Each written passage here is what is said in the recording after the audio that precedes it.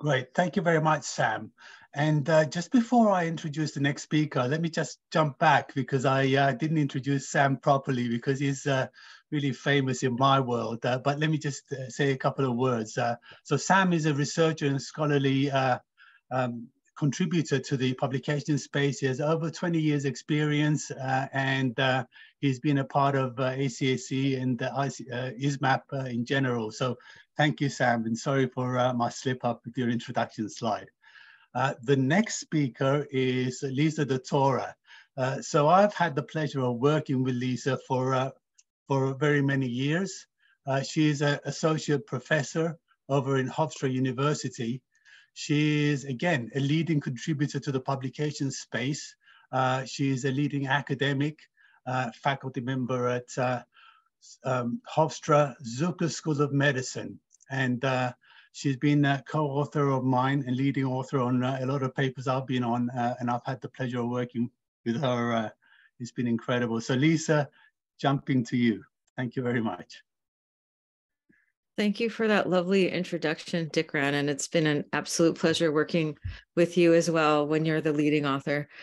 So thanks everybody for having me. This is a huge honor to be here addressing this group and discussing GPP 2022. I'm starting with our authoring team, just in order to make sure that we're acknowledging everyone who took the lead on this, and then Zoe Preston, who helped us with many of the types of tasks that the professional medical writer often does and sometimes does not get thanked for. Next, please. So just at the, I put some objectives in because as a faculty member, I think it's important to have learning objectives, but we should have some key principles of GPP 2022. I'm taking the academic perspective. So just kind of thinking about what's important for academic authors. Next, please.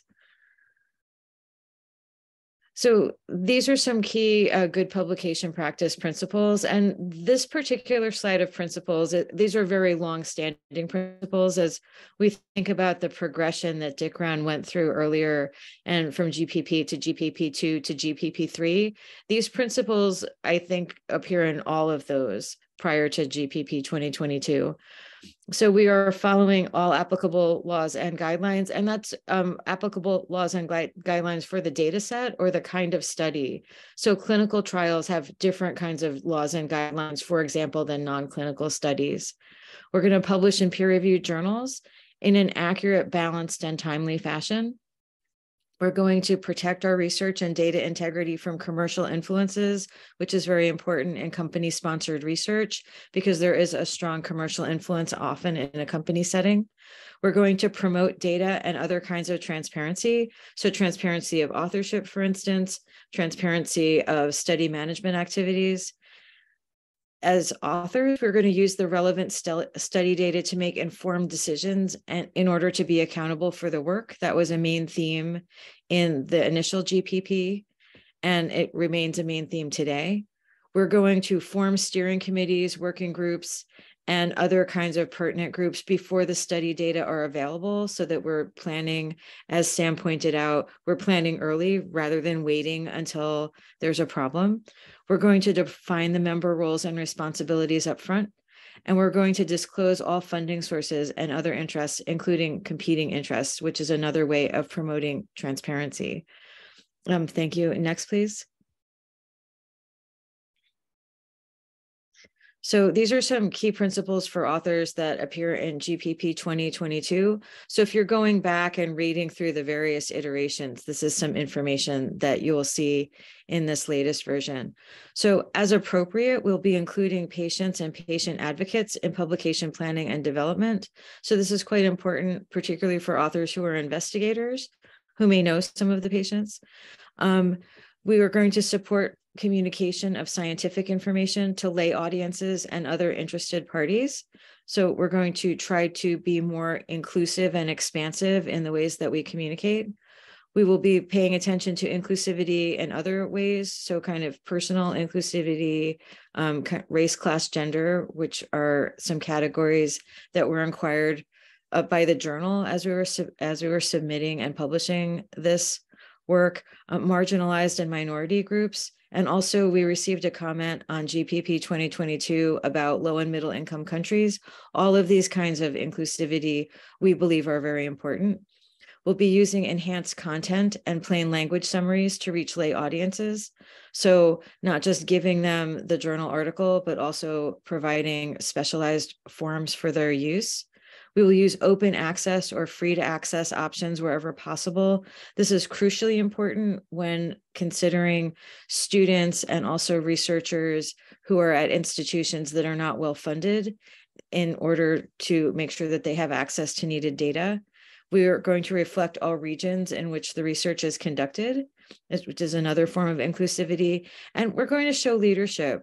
So not being passive as regards the process, but trying to be an active participant. Next, please. Okay, so I listed here some of the supplement sections that are of interest for authors in GPP 2022. The document is actually quite big. I want to say that the supplement is about 16,000 words and the main article is about 3,000 words. So that's a lot to get through. If I'm thinking about authors and which of these supplement sections are of most interest, I think these are the correct ones. So there's the different publication types, which is a fairly short section. There's a section on steering committees and how those operate. So if you are asked to be on a steering committee, then this is a good resource to see what to expect or what kinds of questions you might be able to develop. For the publication plans, this kind of lists what should be in a publication plan. So if you are asked to contribute to one, then you will be able to have that resource as well. The publication process, if you're invited to be an author, then this will give you an overview of what the process should look like. Authorship, again, if you're invited to be an author or contributor, or you are an investigator on a trial, then this section will show you how the best practice is for determining those kinds of listings. And then for the publication working group, this is closely related to the publication process, but it shows like how one would put that group together. And again, if you're invited to be part of a group like that, this document will be able to explain to you what those responsibilities look like, and then you can make an informed decision. Next, please. Okay, so I'm going to go through a few topics that I think are of interest for academic authors. Again, as Dikran pointed out, I do work now at an academic center, so I felt it was important to represent that perspective to this group. So the two main topics are serving on a steering committee and authorship, and a subtopic for authorship are the types of author groups. Next, please. Okay, so steering committee membership, it's an interesting type of responsibility to be asked to take on because it can vary very widely. There are many different kinds of steering committees. So there could be a steering committee, for instance, for a clinical program, for a large clinical study, for patient advocacy in clinical trials. There could be a steering committee for non-clinical development. So you want to consider the scope of that role. We recommend the steering committee be formed for groups of publications rather than a single publication. So in some settings, there's been some focus on having both a steering committee and a publication working group for the same publication, and that can become logistically difficult, particularly for people who serve on both committees. So we would recommend combining that if there's only a single publication. We would recommend that if you are invited to join a steering committee, review the charter carefully. So there should be a charter that lays out the roles and responsibilities, not just for you, but also for the sponsor and other participants in the steering committee. So you want to take a look at that. We do have a section within the supplement that sort of outlines the different kinds of information that should appear in that charter. So that could be a guide for you.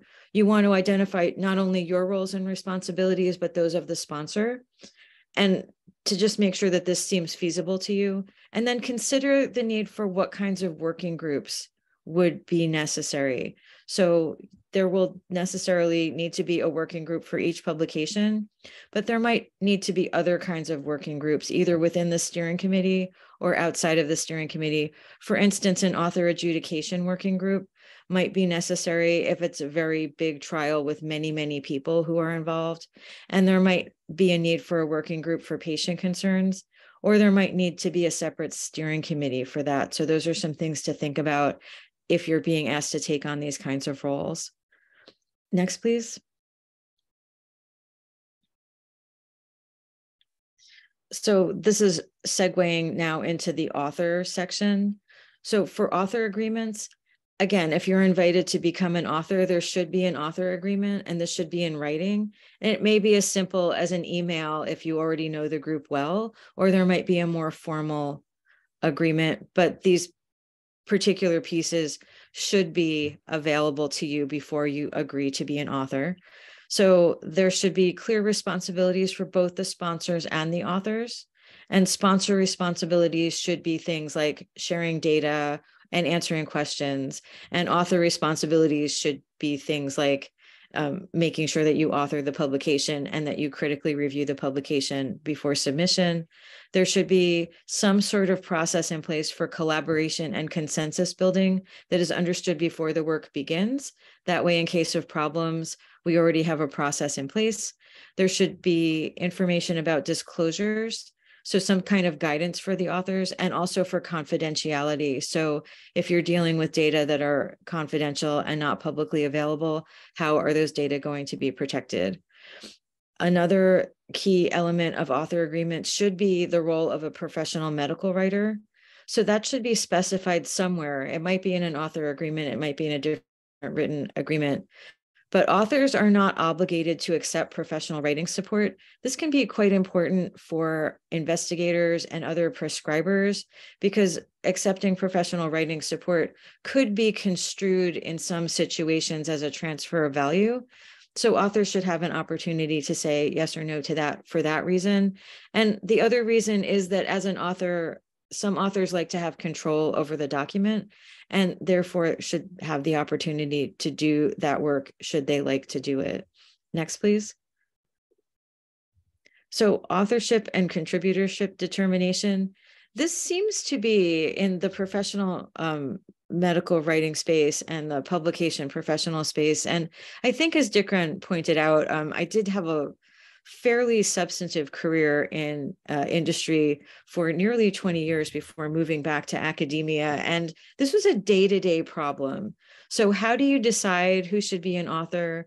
How do you decide who to invite to be an author? And these are kind of critical questions because they can have impact for people's careers. And then which authorship criteria do we use? So the ICMJE are the default criteria for authorship. And I had hoped that we would have defined this before now, but I do apologize. It's the International Committee for Medical Journal Editors.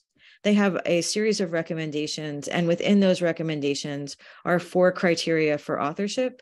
So that would be contribution to the intellectual portion of the study, so either study design, study conduct, or study interpretation, contribution to the writing and critical review and critical editing of the manuscript itself, approving the final version to be submitted, and a willingness to take public responsibility for the consequences of the work. So those are the default criteria. However, journal editors are empowered to set their own authorship criteria, as are conferences. So we should follow the correct criteria for each journal. But in the case where there are no other authorship criteria specified, we then follow the ICMJE guidelines. So paid employment is not a disqualification from authorship. So if people have a job, if they're compensated for the work that they are doing, that is not an automatic disqualification from authorship. So we say that quite clearly now. We recommend the use of the ORC-ID to increase transparency. This is a unique identifier that one can register for on a website, and then it keeps track of all of your publications. And it also is very helpful, particularly if someone has a fairly common name, that it helps distinguish you from other researchers with the same name. So in the authorship and contributorship determination section of the appendix, in our supplement, We have tables that detail different considerations for authorship. And we also recommend ongoing assessment of authorship. We include a process, in fact, and what we recommend is that the identity of potential or actual authors be considered at study design, during study conduct, and as throughout the kind of publication process in order to not miss anybody, and also in order not just to miss authors, but in order to have a full list of contributors. And this is a way of promoting transparency. Next, please. Okay, so this is a final slide, I think, that I have, which are the groups that may be listed. So one of the difficulties in prior years, particularly with print journals, is that the only people who counted as being indexed as authors were those who appeared on the byline of a publication. So if your name was in a footnote as part of an authoring group, that didn't count.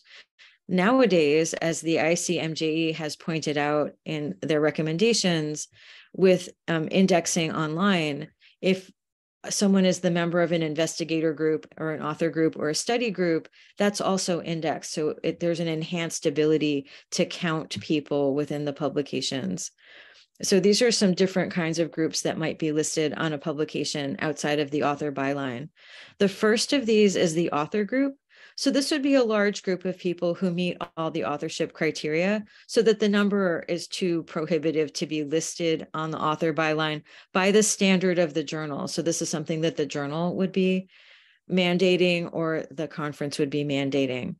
The next group that might be listed would be an investigator group.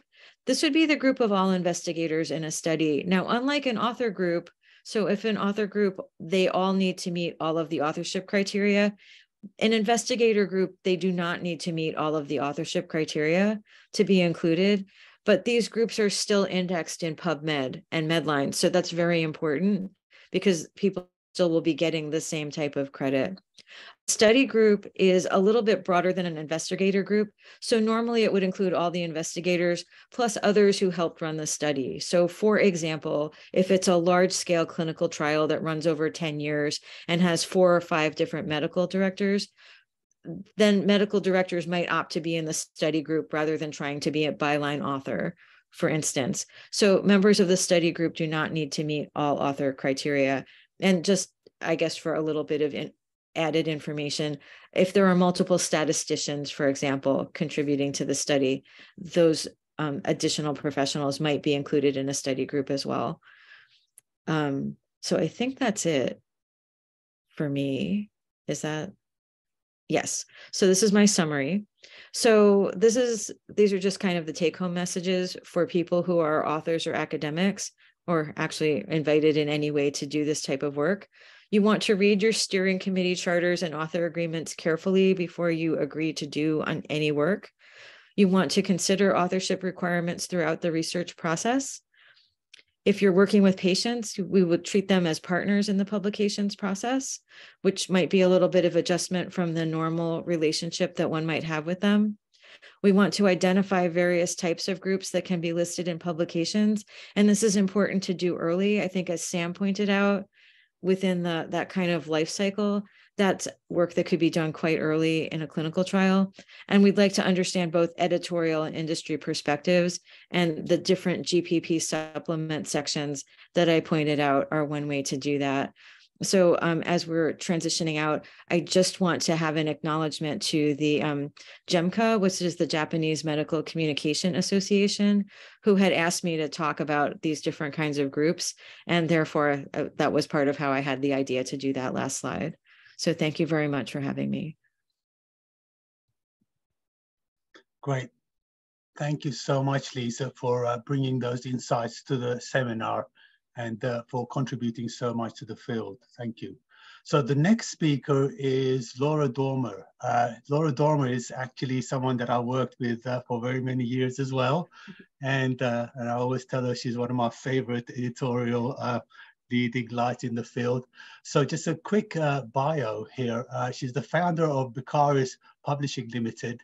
And she actually started her career around about the time the first GPP was published, which is in